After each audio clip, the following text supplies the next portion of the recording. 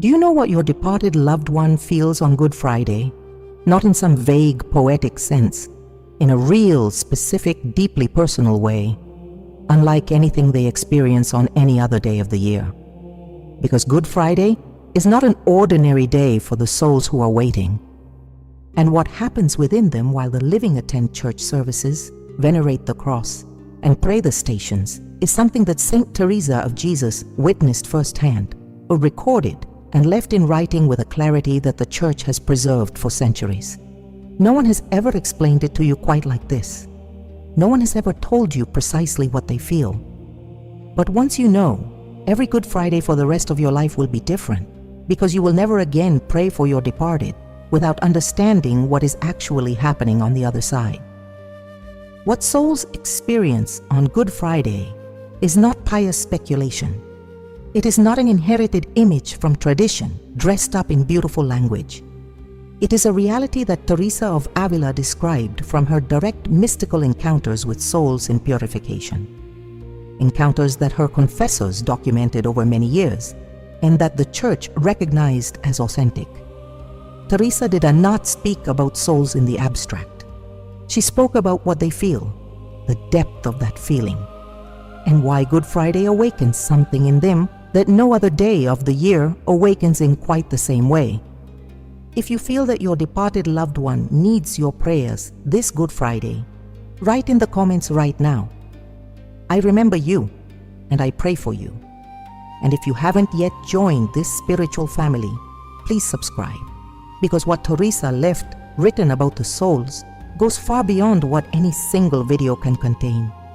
Everything that follows was kept for you, and each part builds on what came before. There is a truth that the Catholic faith holds firmly, and yet very few people take the time to sit with it in its full depth. Good Friday is not simply an event that happened once, 2,000 years ago in Jerusalem, and was filed away in history. Good Friday is a living mystery, a mystery that the Church does not merely commemorate, but makes present again in time, with a power that has not diminished across the centuries. Theologians call it salvific time, and they do not mean it as a metaphor. They mean it as doctrine. What Christ accomplished on the cross was not sealed inside a single moment in the past.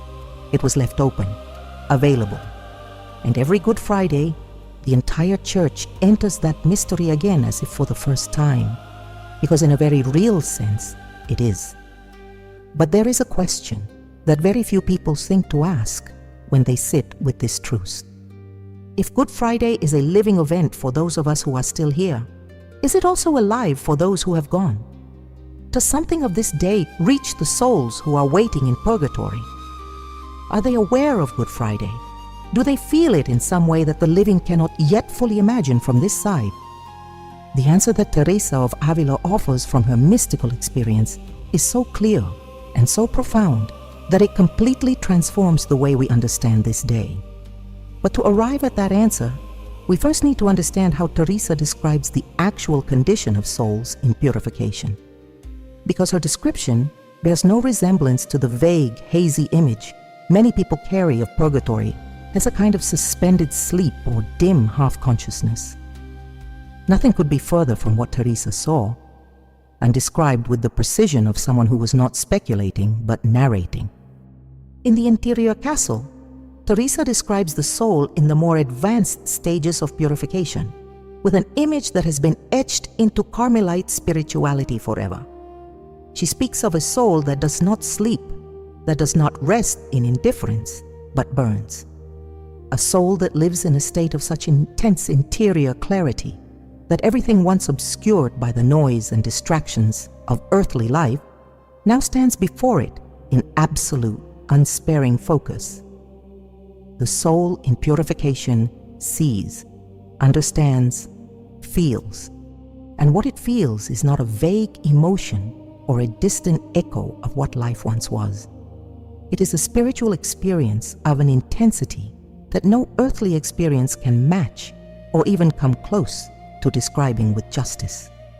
This lucidity that Teresa describes is not a minor detail or a literary flourish in her writings. It is the very foundation of everything that follows in this conversation. Because if the souls in purgatory live in that state of full and wakeful consciousness, then Good Friday does not pass them by unnoticed. It is not just another day in their waiting. It is not a point on a calendar they cannot read from where they are.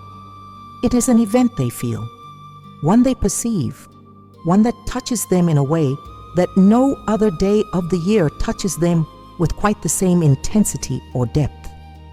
Why Good Friday specifically, and not some other day on the liturgical calendar? Because Good Friday is the day when the redemption that sustains them, the redemption that keeps them on the path toward God, rather than lost forever in permanent separation, becomes more present, more tangible, more near than at any other moment of the Church's year. The cross is not for them a symbol venerated from a distance. It is the very reason for their hope, the one and only reason their waiting has meaning and has an end. And on Good Friday, the cross blazes in their awareness with an intensity that Teresa tried again and again to describe, and acknowledged each time as beyond the reach of ordinary human language. There is something Teresa wrote in the book of her life that opens a very concrete door to this understanding. In describing one of her visions of souls in purification, she speaks of the awareness those souls have of their own situation, with a precision that left her speechless more than once. These are not confused souls, not souls lost in darkness, with no sense of where they are, why they are there, or where they are headed. They are souls who understand perfectly what is happening to them, why it is happening, and where they will arrive when purification is complete. And that understanding, far from relieving them in the way understanding relieves the living, intensifies every one of their feelings to a degree that nothing in earthly life can measure. That intensity is the key that unlocks everything else. Because if in purgatory everything is felt with an intensity that utterly surpasses the human, then what souls feel every Good Friday is no mild impression, no distant echo of what is happening in the liturgical time of the living. It is something that shakes them from the inside with a force that transforms their waiting, something that moves them in a way that ordinary days do not, something that has a name, several names, in fact, because what Good Friday awakens in them is not a single feeling, but a chain of feelings, one following the next, with a logic that Teresa identified with the clarity of someone who had witnessed it close at hand. And the first of those feelings is also the most unexpected, for anyone who has never paused to ask the question. Because when you think about what souls in purgatory might feel, you probably think of pain, of waiting, of longing for God, perhaps of a deep ache for those they left behind. But there is a feeling that Teresa identified as the very first and the most powerful to awaken in departed souls on Good Friday. And it is none of the things you just imagined. It is something that burns in an entirely different way. And understanding it changes not only how you pray for your departed on this day, but how you think of them, how you carry them in your heart as you walk through this Good Friday, knowing that they, from where they are also feeling something you cannot yet feel with the same fullness. Teresa of Avila did not build her understanding of purgatory from books.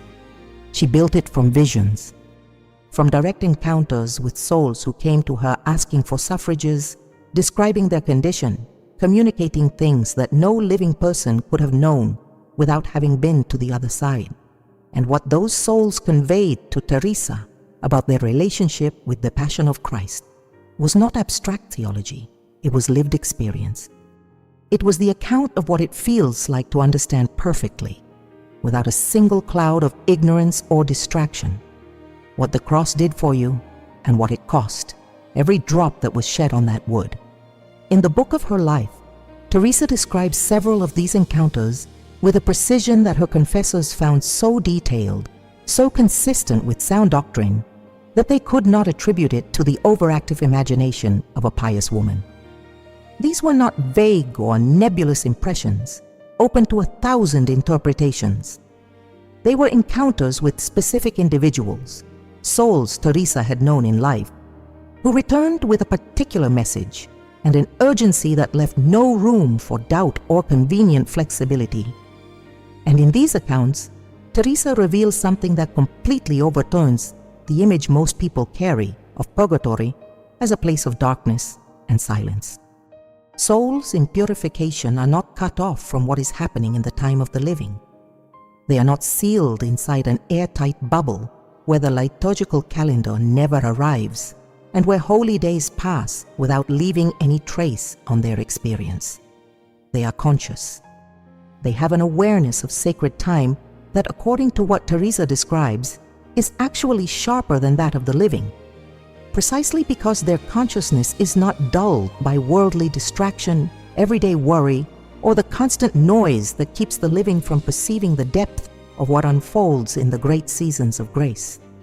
When the Church enters the sacred Triduum, when Good Friday settles into time with the full weight of Christ's death, the souls in purgatory perceive it with a clarity that the living rarely reach even in their deepest moments of prayer and recollection. There is an image Teresa uses in her writings that is particularly powerful for understanding this reality. She speaks of the soul in purification as a soul that can see the light but cannot yet fully enter it. It is not in total darkness. It is not lost or disoriented. It stands at the threshold. And from that threshold, the light of the cross, blazing as it does every Good Friday, is not something perceived from afar, like a candle glimpsed across a vast and cold room. It is something that floods through the soul, that passes right through it, that shakes it from the inside with a force proportional to the clarity with which it sees what that death meant, personally, concretely, for that soul in particular. That image of the threshold is essential for understanding everything that follows, because a soul at the threshold is not indifferent to what is on the other side of the door. On the contrary, its very closeness to the light makes its perception of that light sharper, more intense, more transforming than that of someone still far away, catching only the faintest distant glow. And if that is true of the light in general, it is true as well of the specific light of Good Friday, the light that pours from the cross on the day when the Church contemplates the death of the one who died precisely so that those souls could one day cross the threshold and enter the fullness waiting for them. So the question before us in this conversation is no longer abstract. It is deeply personal, and it reaches directly into the heart of anyone listening with openness. If your departed loved one is in purgatory, and the Catholic faith teaches clearly that most souls pass through purification before entering the fullness of God, then your loved one feels Good Friday. Feels it in a way you cannot yet feel it from this side, not with the same fullness or the same precision. And what they feel on this day is directly connected to what you do or do not do while they wait at that threshold of light. That direct connection between what the soul feels and what the living person does is not something Teresa left in comfortable vagueness. She was precise about it. She described it with the same clarity she brought to her accounts of her own deepest interior experiences. And what she said about that bond between the living and the dead in the days of greatest liturgical grace is something that permanently transforms the way we understand prayer for the departed. Not as a pious gesture that may or may not arrive, that may or may not make any difference, but as a spiritual reality with concrete, perceptible effects on the soul waiting at the threshold. What exactly does your departed loved one feel every Good Friday? The answer has more than one dimension and more than one name. Teresa did not reduce it to a single experience, because the experience of souls on this day is neither simple nor one-dimensional. It is a chain of feelings, each following the last, with a logic that anyone who has witnessed it close up recognizes immediately. And the first of those feelings, the one Teresa identified as the most powerful and the most immediate that comes alive, in souls in purification when Good Friday arrives is something no living person can feel with the same intensity from this side. Because to feel it in its fullness, you would need to see the cross without the veil of faith, to see it with the absolute clarity of one who already knows, beyond any shadow of doubt, what that cross cost, what it saved, and what it continues to do for every soul still waiting at the threshold of light. The first feeling that awakens in departed souls on Good Friday is not the one most people would expect if they paused to think about it. It is not sadness. It is not longing for the life left behind.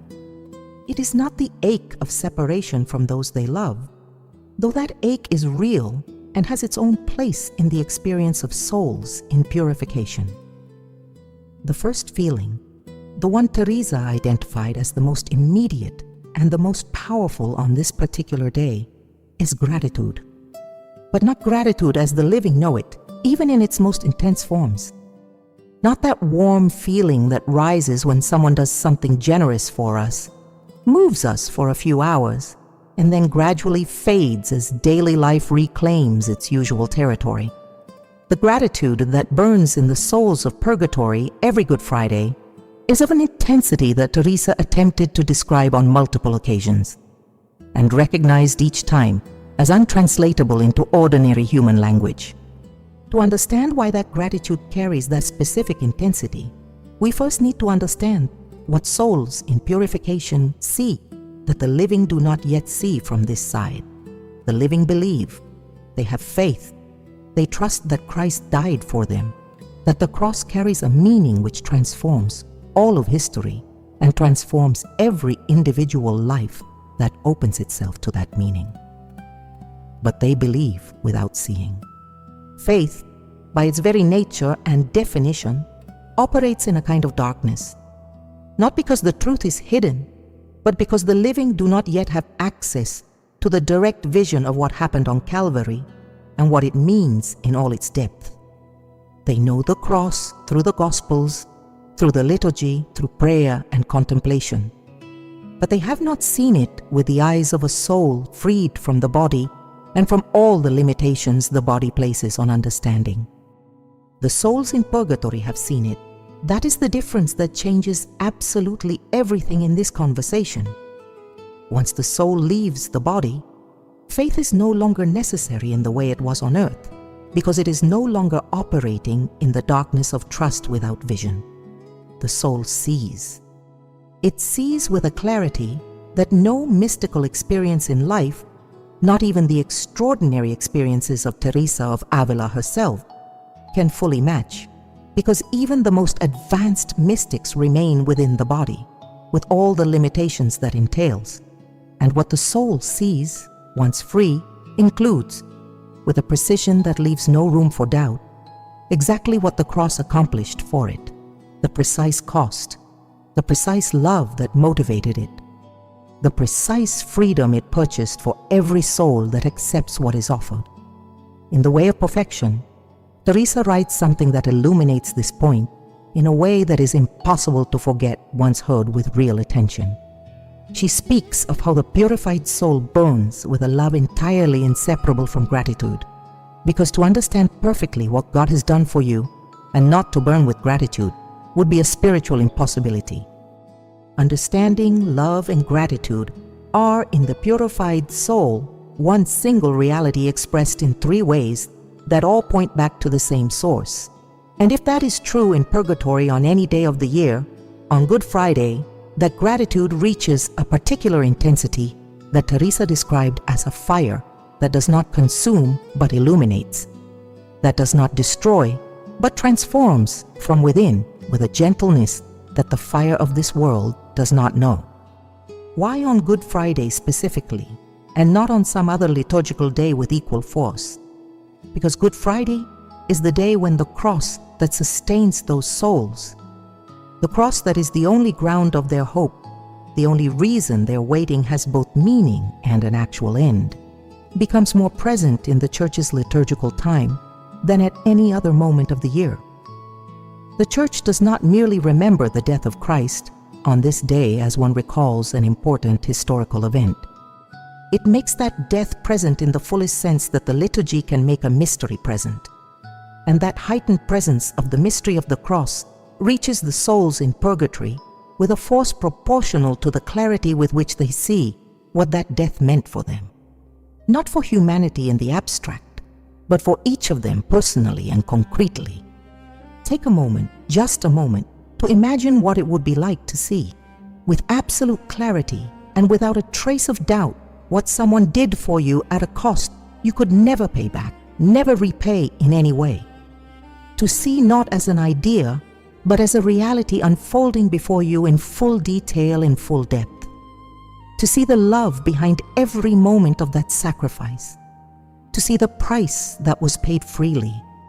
To see that it was paid knowing exactly what it would cost and choosing to pay it anyway because the love that drove it was greater than the cost. And to know, beyond any question, that it was paid for you specifically, not for some abstract generic humanity, but for your soul, your name, your particular story, with all its shadows and all its light. That is what the souls in purgatory see every Good Friday with a clarity the living do not yet possess. And the gratitude that vision produces in them is proportional to the clarity of what they see. It is a gratitude that cannot cool, cannot be extinguished, cannot dim with the passing of time. It is a fire that Teresa recognized in the souls who appeared to her, and described with a reverence that reveals how profoundly what she perceived left her searching for words. Only approximations, only images pointing towards something that human language was never designed to hold in its fullness. And that burning gratitude, the very first feeling that Good Friday awakens in the souls of those we have loved, does not exist in a vacuum and does not remain locked inside the soul experiencing it. It has a direction, a movement. It pours itself toward something and someone with an intensity that the second feeling Teresa identified expresses in a way that transforms the image you carry of your departed loved one right now, in this moment. The gratitude that burns in the souls of purgatory every Good Friday does not pour itself only toward God. It has another direction, a direction that Teresa of Avila identified with a clarity that her confessors found both consoling and startling, because it points toward the living, toward those who remained here, toward those who pray or do not pray for them. And what Teresa described about that movement of love from the souls toward the living in the days of greatest liturgical grace is something that permanently changes the way we understand the bond between those who are here and those who wait on the other side. The second feeling that awakens in departed souls on Good Friday is love. But again, not love as the living know it, even at its most powerful.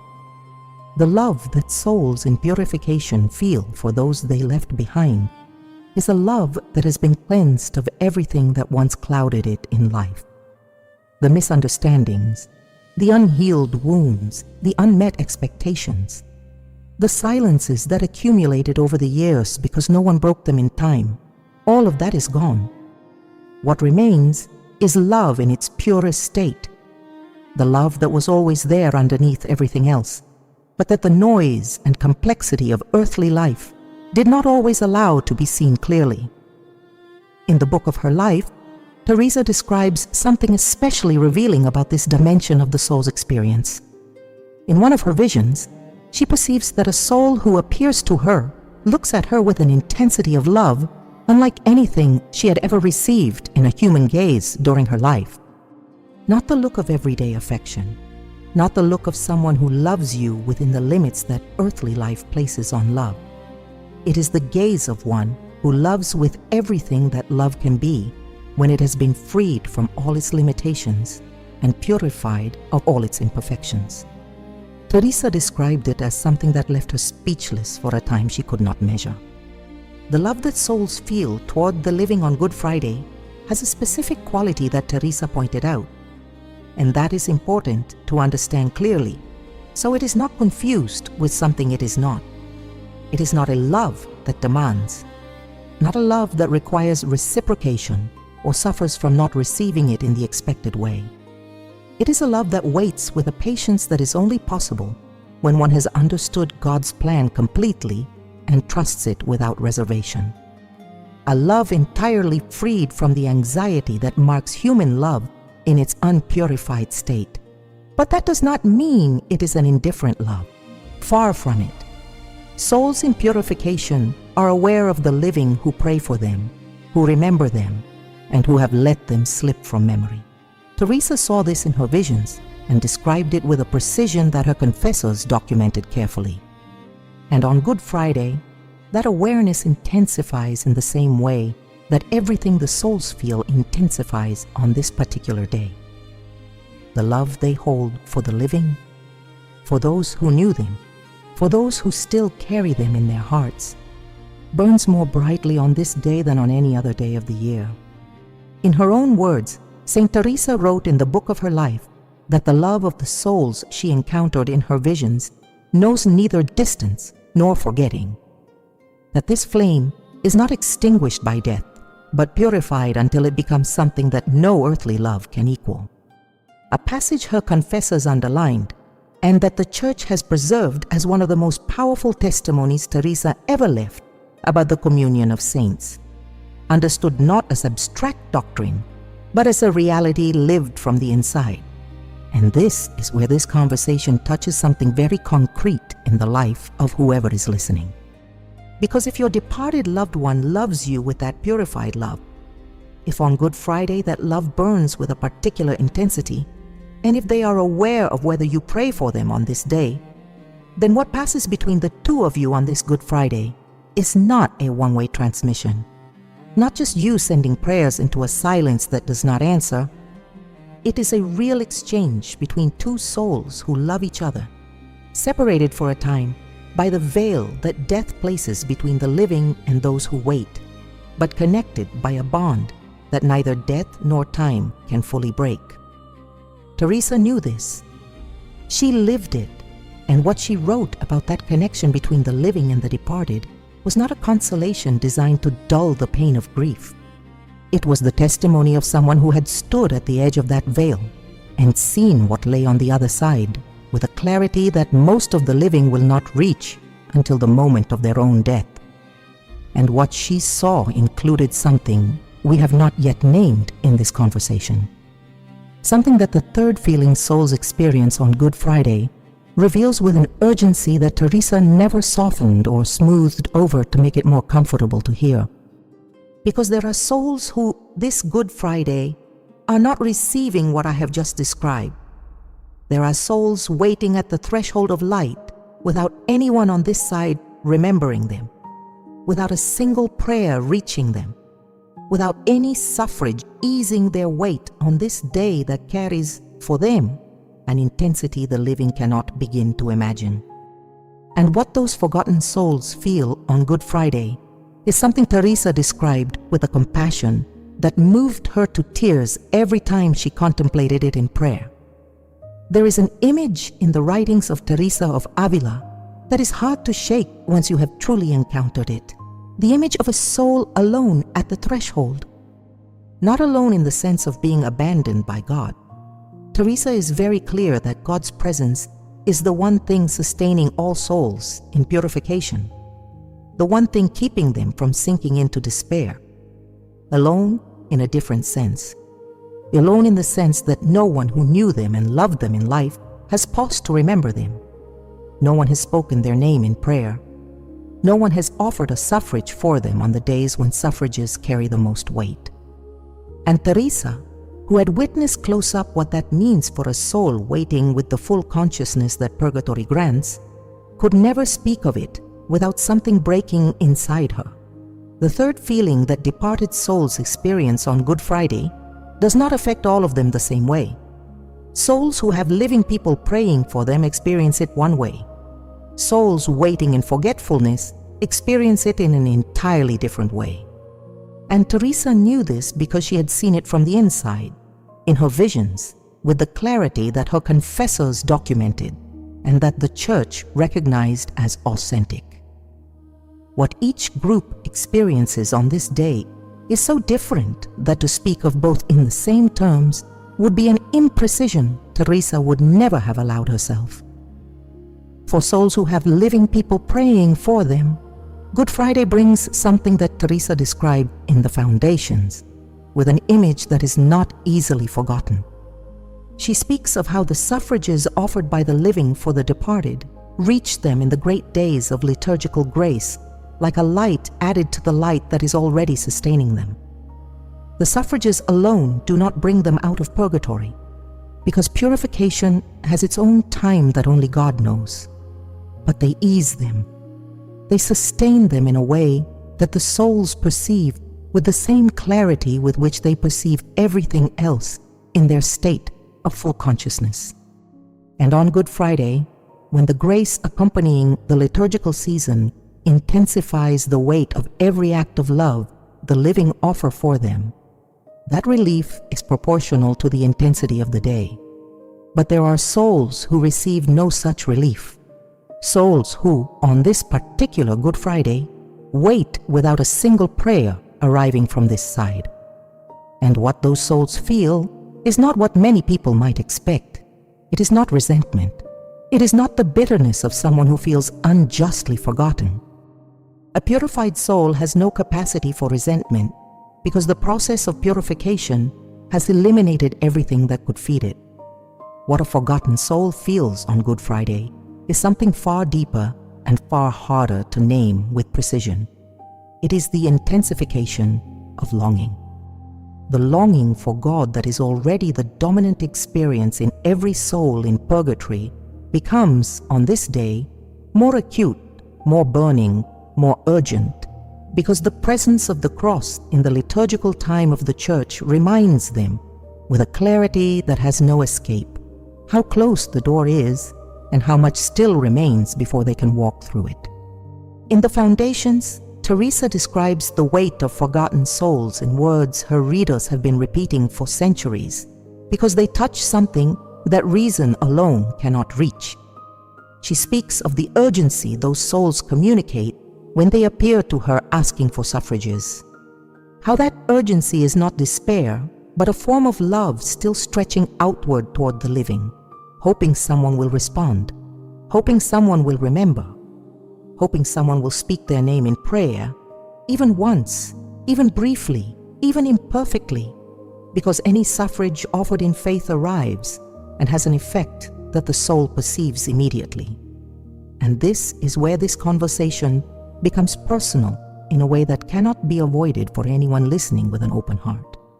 Because there are not only the souls of our own departed, family members, friends, the people we remember with affection and pray for with some regularity. There are also the souls no one remembers any longer. The souls of people who died leaving no one behind to pray for them. The souls of people whose memory faded with time until it disappeared entirely from the minds of the living. Souls who have been waiting at the threshold longer than we can imagine, sustained only by God's mercy and by the suffrages the Church offers collectively in her liturgy. Teresa prayed for those souls with an intensity that her sisters in the convent described in testimonies gathered during her beatification process. She did not limit her prayer to her own departed. She stretched it outward to the souls no one remembered, to those waiting in forgetfulness, to those who most needed someone from this side to reach out to them spiritually in the days of greatest grace. And on Good Friday, that practice of Teresa's took on a particular depth that the sisters in the convent could see in her stillness and in the profundity of her prayer throughout the sacred Triduum. What Teresa understood, and what this conversation wants to place within reach of whoever is listening, is that praying for souls on Good Friday is not an optional pious gesture that the especially devout add to their Holy Week routine. It is a response to something real that is happening on the other side of the veil on this day. It is answering a love that your departed is feeling with an intensity you cannot yet match from here. It is reaching toward the threshold where someone you loved is waiting, knowing that you remember them and feeling that remembrance with a clarity that no words can fully describe. And yet there is something more that Teresa identified in the experience of souls on this day. Something we have not yet named. Something that has to do with what the Church can do for them on Good Friday in a way that no other day of the year quite replicates. Something that makes this day not only the most intense in the liturgical calendar for souls in purification, but also the most charged with possibility for the living who want to do something real and concrete for those they have left behind.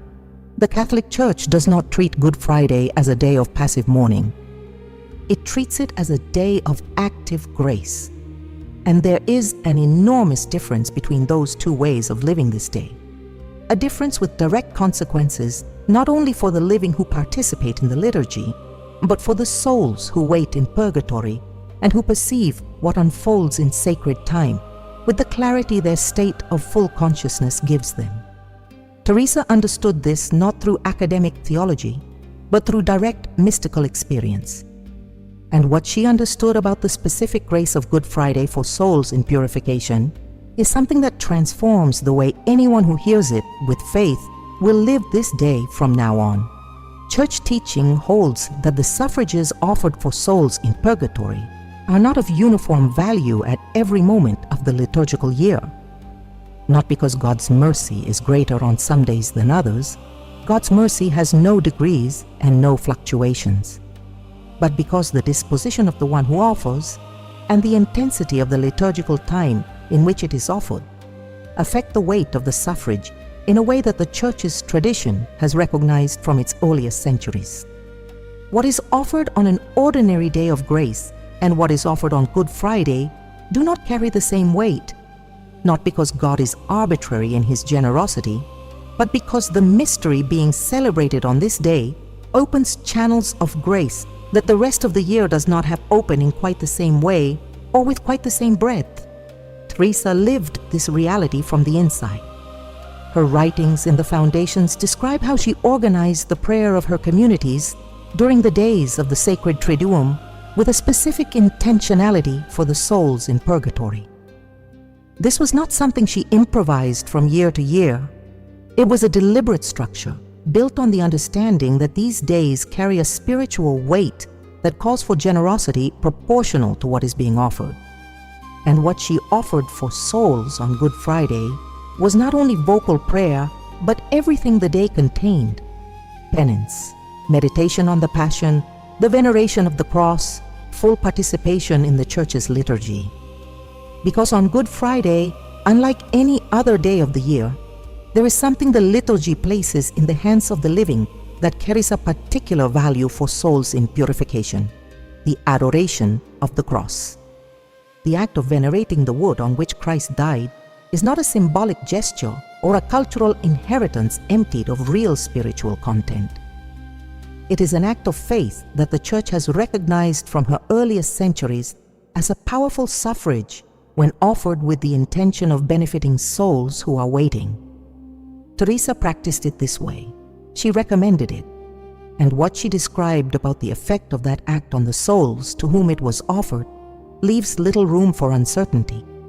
There is also something the living can do on Good Friday that has no exact equivalent on any other day of the liturgical year, something Teresa valued with a depth that her writings make plain: the meditation on the Passion offered specifically for a departed loved one. Not the meditation done for one's own spiritual benefit, though that benefit is real and entirely legitimate. The meditation offered with the explicit intention that its fruit should reach a particular soul waiting in purgatory. Teresa described this as one of the most powerful suffrages a living person can offer during the days of the Triduum.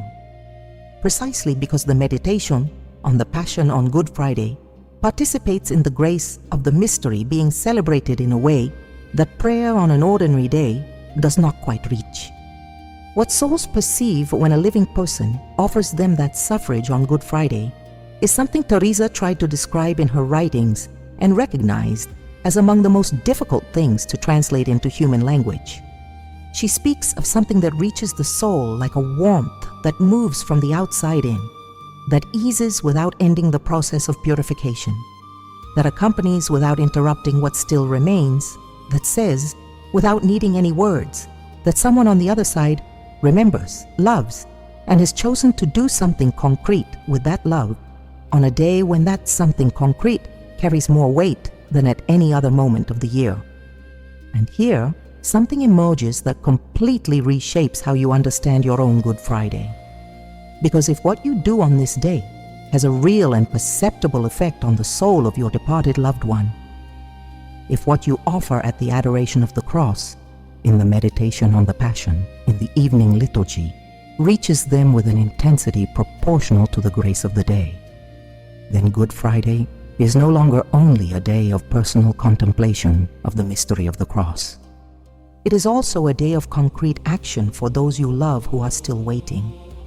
A day when the distance death placed between you can be bridged in a way Teresa herself experienced, and promised that any soul of goodwill could also experience if they lived the day with the right intention and the faith the Church places within reach of all. Teresa had specific departed loved ones for whom she offered Good Friday. And the way she organized that offering, the way she turned every element of the liturgy into a directed suffrage, is something that can still be followed today as a model. Not because Teresa invented anything new, but because what she did was take what the Church has always offered and live it with an intentionality and a depth that few people reach without having seen it done by someone who understands it from the inside. Teresa of Avila had people she had lost. She was not a spiritual abstraction, speaking of the afterlife from the comfortable distance of someone who had never buried anyone who mattered. She was a woman who had lost her mother when she was still a child, who had watched her father die in her arms, who had said goodbye to brothers, to friends, to sisters in the convent, to people whose presence had shaped her life in ways her writings reveal, with an intimacy that still moves readers centuries later. And that concrete, personal experience of grief, that deep familiarity with loss, is what gave her understanding of purgatory a dimension that pure theology by itself can never reach. Her father, Alonso Sanchez de Cepeda, was the loss that marked her most deeply. She describes him in the book of her life with a tenderness that has not aged, a man who loved her with a generosity she did not always know how to match in the way she would have wished. When he died, Teresa was with him. She sat beside him through his final hours. And what she felt in that moment, and what she felt afterward as she began to pray for him with the intensity that only true love produces, is something her writings describe as one of the most transforming passages of her entire spiritual life.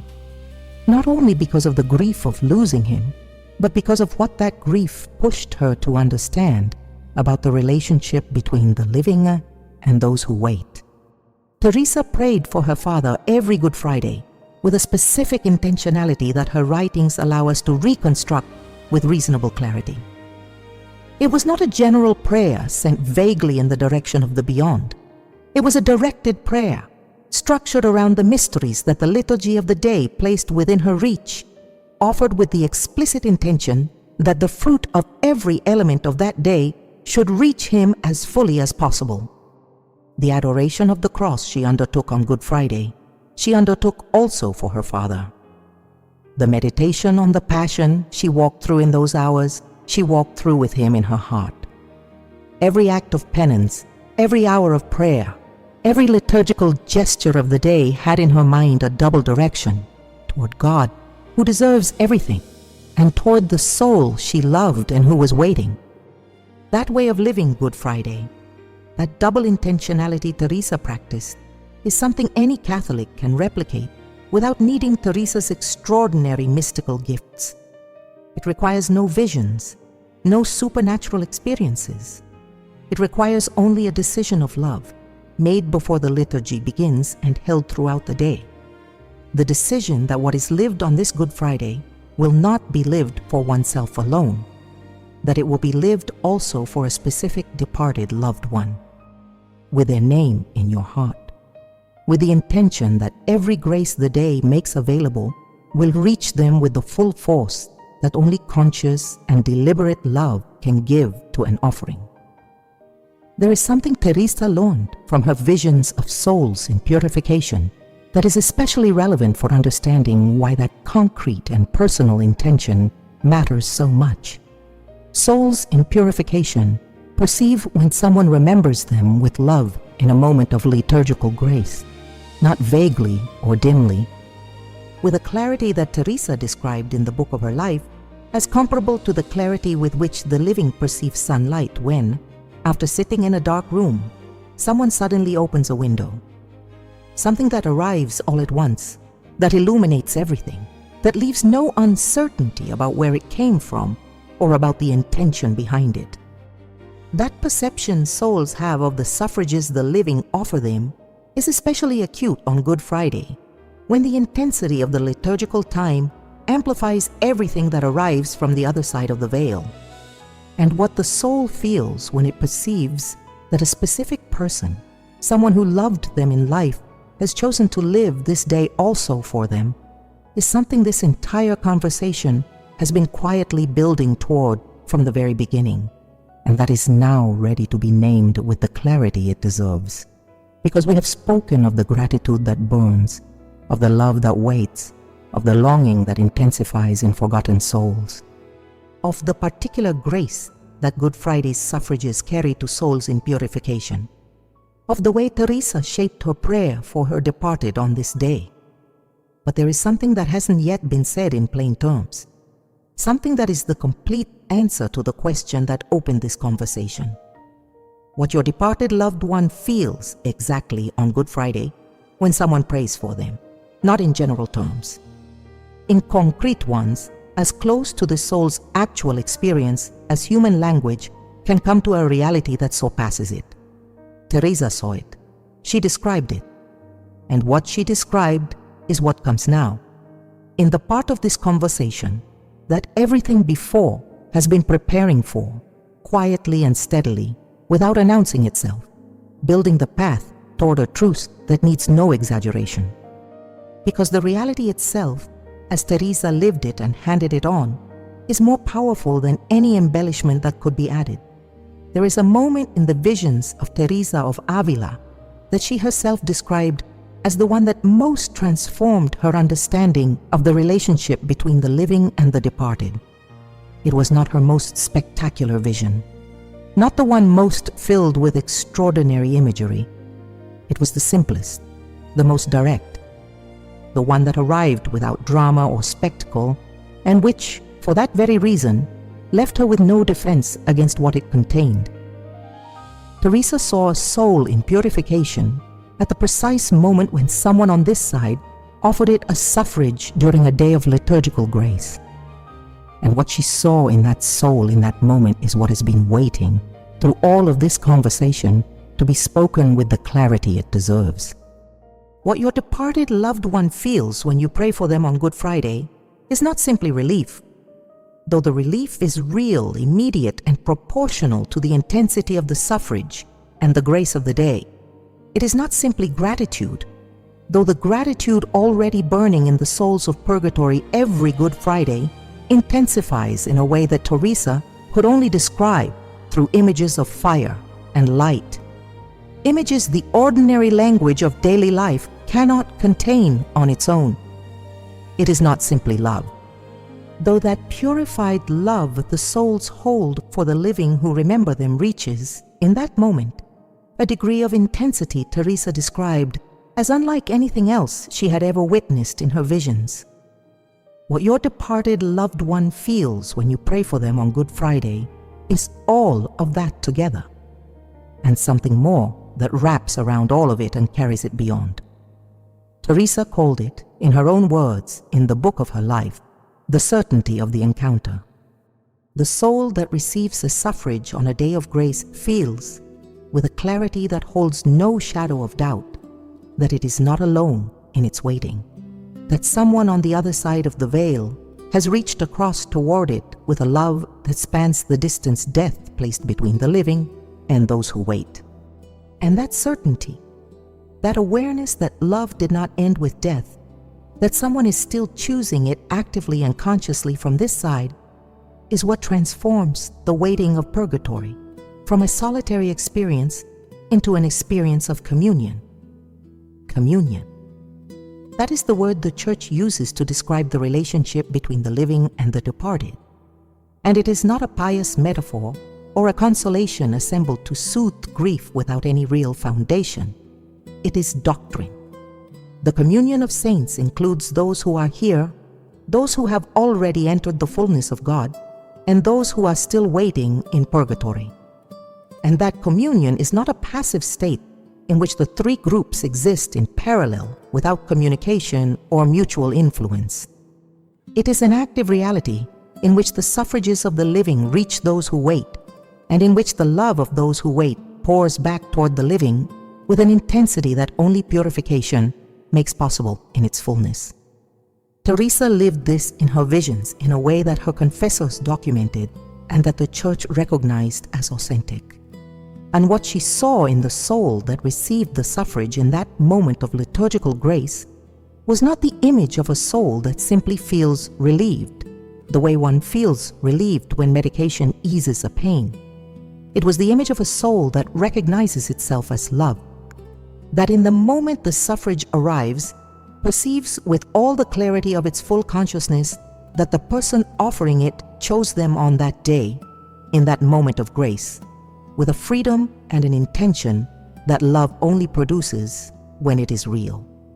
And that perception, that sense of being loved by someone still here, still remembering, still doing something concrete out of that love, is what Teresa described as the greatest gift a living person can give to a departed loved one in the days of the sacred Triduum. The three feelings we have moved through in this conversation, the gratitude that burns, the love that waits, the longing that sharpens in forgotten souls, come together in that moment into a single experience that Teresa could only name as the certainty of the encounter, the certainty that the separation is temporary, that the love that existed between the living person and the departed did not end at death but continues, transformed, purified, truer in many ways than it was when both were here together, and that this love has a direction and a destination that death cannot alter because it was chosen in the freedom that only real love has ever truly known. That is what your departed loved one feels every Good Friday when you pray for them. Not at some vague, undetermined point in their waiting, on this exact day, with the intensity that only Good Friday can give to what the living offer from this side, with the clarity that only the full consciousness of purgatory can give to what the soul receives, and with the gratitude and the love flowing back towards you that Teresa saw moving from the souls toward the living who remember them, a movement of love that needs no words to arrive, because love in its purified state has no need of the language the living need to communicate with one another. Teresa knew it. She witnessed it. She left it in writing so that you would know it today, on this Good Friday, with the name of your departed loved one in your heart, and the certainty that what you have just heard is not a consolation assembled to ease grief. It is the truth that the Catholic faith has kept safe for centuries in the writings of a woman who stood at the edge of the veil and saw what lies beyond with a clarity that human language can barely contain. You stayed until the end, and that is not a small thing. In a world that runs from silence, that avoids the question of those who are no longer here, that would rather not pause to think about what is happening on the other side of the veil, you chose to stay. You chose to listen. You chose to give your departed loved one what very few living people give them on a day like this: your attention, your heart, and the time it takes to truly understand what they are feeling while they wait. Today, you learn that Good Friday is not an ordinary day for the souls in purgatory, that your departed loved one feels it with an intensity no earthly experience can match, that what they feel is not indifference or sleep or absence, but a chain of feelings burning with a clarity that only the full consciousness of the freed soul can sustain. You learned that the first feeling is gratitude. The gratitude Teresa described as a fire that illuminates, reaching its highest intensity on Good Friday in proportion to the clarity with which the soul sees what the cross cost and what it saved. You learned that the second is love, that love purified of everything that clouded it in life, pouring itself toward the living with an intensity no human gaze can equal. And you learned that when you pray for your departed on this day, when you offer a conscious and directed suffrage in the moment of greatest grace in the liturgical year, what they feel is the certainty of the encounter, the certainty that love did not end with death, that someone on this side is still choosing it with freedom and intention, that the waiting is not solitary, but accompanied by a bond that neither time nor death can break. Teresa of Avila saw it. She lived it. She left it in writing so that you would know it today, on a Good Friday like this one, and now you know it. That is what it means to stay until the end. But there is something more I want to ask of you before this moment closes, because what you have just received should not remain with you alone. There are people in your life, people who also carry a departed loved one in their hearts, who have never heard any of this, who live each Good Friday without knowing what their loved one is feeling on the other side of the veil, who pray for their departed out of habit, without understanding the real weight of what they are offering on this particular day.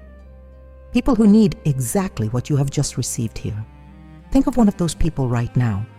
Someone who lost their mother, their father, a child, a sibling, a friend who left too soon. Someone carrying that weight, and who perhaps carries it especially on this day, because holy days have a way of bringing the departed closer to the surface of the heart. Someone who deserves to know what Teresa saw and left written about what souls feel on a day like this. There is something you can do for that person right now, something that costs you nothing, and that could change the way they experience whatever is left of this Good Friday. Share what you have just heard. Let it reach someone who needs it. Let your departed loved one and their departed loved one be held today in the same prayer, in the same conscious, directed suffrage that Teresa herself would have recognized as one of the most concrete acts of love a living person can offer on this day. And if there is more you want to know, if what Teresa saw about souls, about purgatory, about the bond between the living and those who wait, about what unfolds beyond the veil in the days of greatest liturgical grace, has awakened questions in you that still have no answer, stay close. Because what Teresa left written goes far beyond what fits in a single conversation. And something is coming that concerns exactly what happens to souls in the moment a suffrage reaches them. Something Teresa described with a precision that her confessors found so detailed that it took them weeks to process. Something that changes forever the way you pray for the departed, not only on Good Friday, but on any day of the year. Stay close for that. And in the meantime, pray today for your departed with everything you now know, with the certainty that it arrives, with the certainty that they feel it, with the certainty that the love between you did not end with death and will not end until you are together on the other side of the threshold, where waiting ends and fullness begins. Teresa of Avila promised it from the most intimate depths of her experience with the souls who wait. And the promises of Teresa, upheld by the faith of a church that recognized and preserved them across the centuries, are not made to go unfulfilled. May God bless you on this Good Friday. May He bless the name you carry in your heart, and may the grace of this day reach the soul that is waiting with all the force that the love you have just chosen can give it. Until next time.